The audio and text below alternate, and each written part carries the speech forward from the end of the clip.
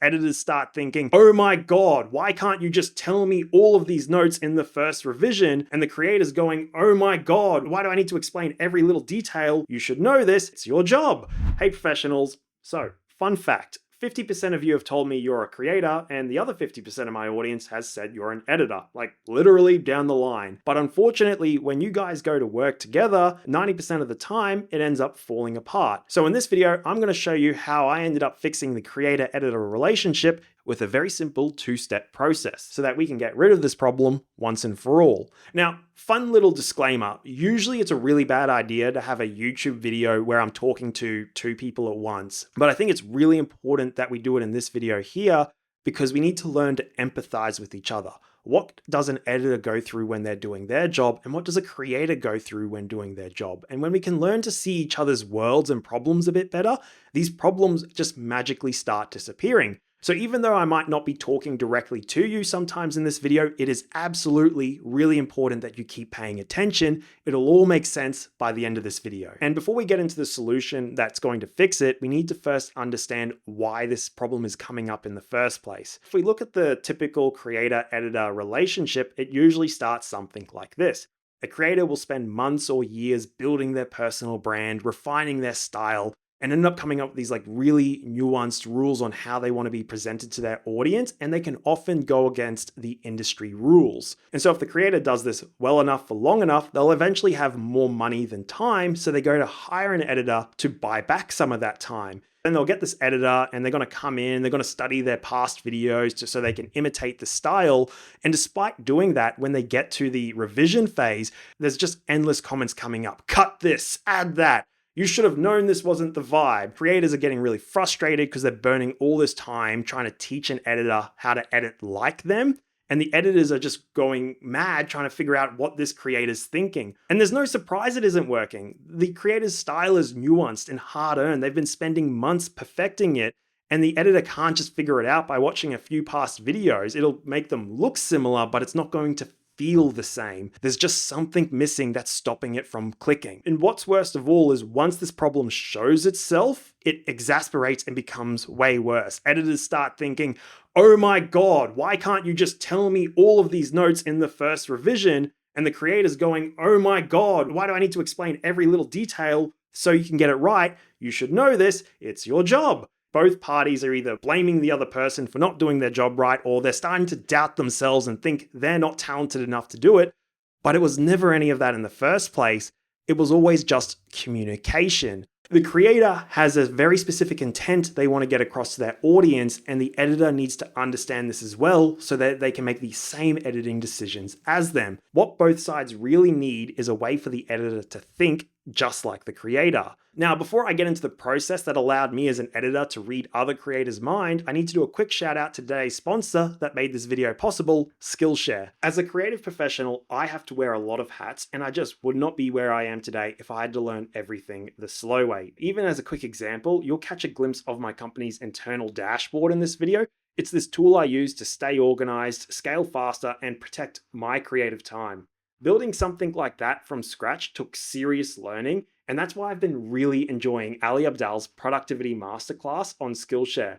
It's one of those classes I wish I had when I first started, but even now, it's been an incredibly valuable experience. What I really appreciate is Ali was very clear on where you should start based on your experience level, so I could skip what I already knew and get straight into what I needed. And like that alone saved me hours. So whether you're just starting out or already deep in your craft, you'll find exactly what you're looking for in Skillshare's incredibly huge library, with a wide range of categories like graphic design, film and video, animations, 3D, and more. They've just got a new offer out where they're offering a 7-day free trial, a 30-day money-back guarantee, and the first 500 people to use my link in the description will receive 20% off their first year of Skillshare. You can get started today. So here's the process I use that's going to allow creators and editors to work together seamlessly. Creators, you're going to edit like you normally would, but this time just record yourself and narrate why you're doing everything you're doing out loud. So for instance, you might be explaining like why you decide to keep this cut, why you think the audience isn't going to like that moment, why this needs to be faster paced. Basically what you're doing is you're not just showing what you're doing, you're explaining the thinking behind why you're cutting, why to keep a clip, how to color tag, whatever. This is the exact video we created 2.5 years ago as the onboarding video for the best assistant editor that I've ever had. And essentially, if we have a look at this, and I'm probably going to cringe at like how Hi everyone, good I am. thanks for watching this video. Here I'm just going to go through how I edit one of these YouTube videos, and feel free to watch this so that you can understand the techniques I'm using both in terms of time saving and style. There are some essential things in here to learn, which is also in the Notion guide. And just even like on a quick little note, the nuances that I was sharing was little things like this. I'd be going through, reviewing some footage and going, I wasn't sure if this shot is something we should keep. I know we need something like it for the video, but I'm not sure if there's a better take down the line. So I'm going to highlight it yellow and then come back at the end of the session to see if it's something that we should or shouldn't keep. And what you're going to do once you finish that screen recording is you're going to give that to the editor, and that editor is now going to watch that video as both a way for them to learn to edit like you, and then cut that video down into a training video as a trial task. And if we cut through this, it's a really clean video which was explaining how I would go about choosing what were the takes we would use and not use. The trial task was to cut this down into a training video, which they did really well. They went from 45 minutes down to 17 minutes right here. So what's really great about this video is it's now a cheat code for any editor to think just like that creator. You're not just teaching them how to edit, you're teaching them how to edit like you. Now, I just want to take a moment to talk about the reality of how this worked for me. See, at the moment when I was first using this system, I wasn't at the point where I had the budget where I could hire a really talented editor, someone who could take all the raw footage and create the perfect YouTube video. Those editors who are not only talented but can listen well, they do cost a lot of money. So I needed a system and a method that allowed me to onboard beginner editors and get them to help save a lot of time that could also still make them get paid decently enough. What I essentially did is, instead of trying to teach the entire process in one single video, which that'd be really overwhelming for even an advanced editor, let alone a beginner, I broke mine up into digestible pieces.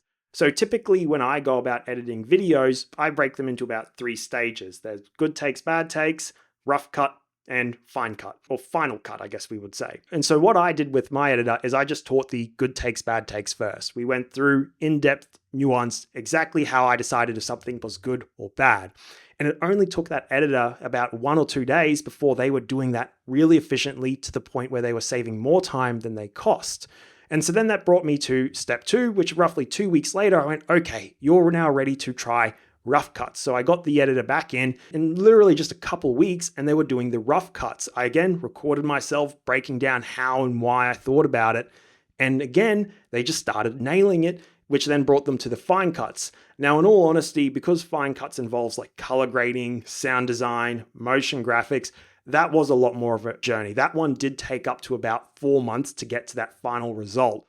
But the great thing was, from beginning to end, I was saving more time than money spending, which meant that I was coming out better. My editor was coming out better because they were getting paid well and learning and upskilling in really not that much time at all. We had this awesome working relationship where I've got someone who can not only edit, they edit exactly like me. So for editors, if you're going out there and really trying to show off how you're different to other editors, you can just try pitching this method. Just reach out to creators and say, let's try something new, let me edit like you, and break down how you think you can do this. And you can be shocked how receptive people and creators will be when you start talking directly to the problems they've been having and how you've got a solution to fix it.